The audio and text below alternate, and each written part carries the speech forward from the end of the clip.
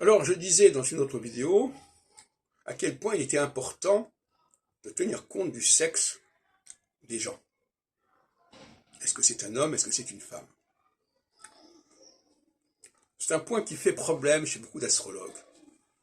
Ils considèrent que le thème astral est un dépassement en quelque sorte, va au-delà des distinctions masculin-féminin. À mon avis, c'est une grave erreur.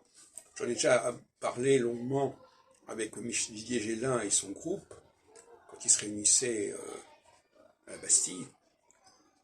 Et ça a fait d'ailleurs l'objet de discussions assez pénibles. Mais la clé de base, c'est le masculin-féminin.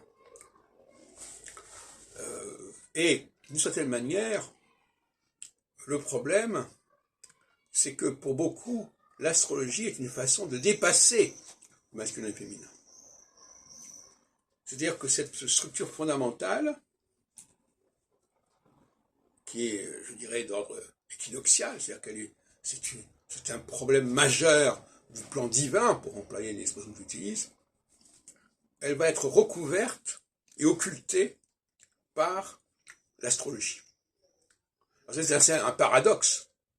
L'astrologie va servir à nier le masculin et le féminin. Extraordinaire. Alors qu'elle est elle-même une structure fondamentale.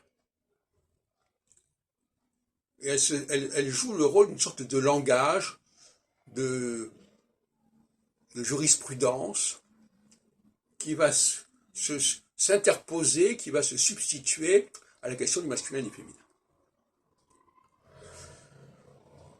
De là à penser que certaines personnes aient un problème par rapport à leur identité masculine et féminine, et que c'est ça qui les conduit à l'astrologie, il n'y a qu'un pas qu'on pourrait faire dans certains cas. On pourrait se poser la question. En tout cas, c'est pas innocent.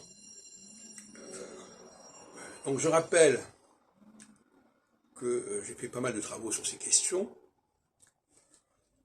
et que l'astrologie, même si elle n'est pas directement, en tant que discipline spécifique, elle n'a pas à savoir au chapitre sur le masculin et le féminin, elle ne peut pas ignorer les travaux dans ce domaine-là. C'est ça le paradoxe. C'est-à-dire qu'elle doit, au contraire, exploiter ce filon du masculin et féminin, qui devrait progressivement remplacer toute l'astropsychologie. Parce que le masculin et féminin, plus les phases planétaires, devrait être le fondement du travail psychologique de l'astrologue,